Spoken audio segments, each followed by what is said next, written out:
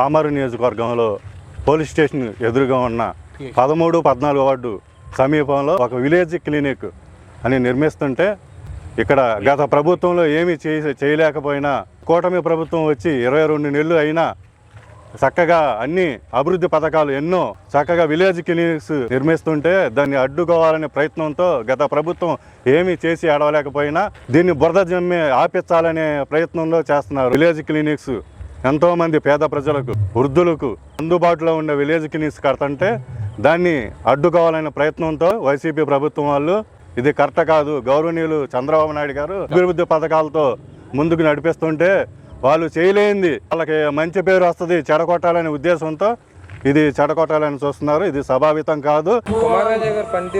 చాలా బాగుంది. శబాస్ చిన్న వయసు కాడ నుంచి పెద్ద వయసు దాకా వస్తారో వెళ్తారండి. మంచి మంచి మంచి పని చేశారని అందరూ చెప్పుకుంటున్నామండి. ఇప్పుడు వరకు సీఎంఆర్ఎఫ్ ఇచ్చారంటున్నారు ఎమ్మెల్యే గారు. ఎన్ని కోట్లు ఇచ్చారండి? 7.5 కోట్లు 23 నెలల్లో. ఈ చెక్కులు కానీ 10 లక్షలు, 5 లక్షలు, 20 లక్షలు గవర్నమెంట్ ఎంత ఫెసిలిటీస్ ఉంటుంది చంద్రబాబు గారు ఆధ్వర్యంలో ఇంటికెళ్ళి ఇస్తున్నారు. రోడ్డు అనేది లేదండి, ఎంతో డ్యామేజ్ పడింది.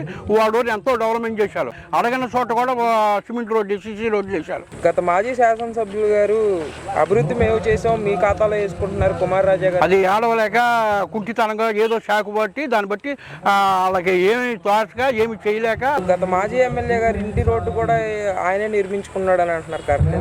ఎక్కడ నిర్మించాడండి? మనది కూటమి ప్రభుత్వంలోనే అతను అన్ని ధర్నాలు చేస్తాం, నిరసనలు చేస్తాం అంటున్నారు. వాటి వల్ల ఏమీ ఉపయోగం లేదు. వాటర్ ట్యాంకులు గత ప్రభుత్వంలో తీసుకొస్తే మేము తీసుకొచ్చామని చెప్పి అదేమి లేదండి, జూరేనండి.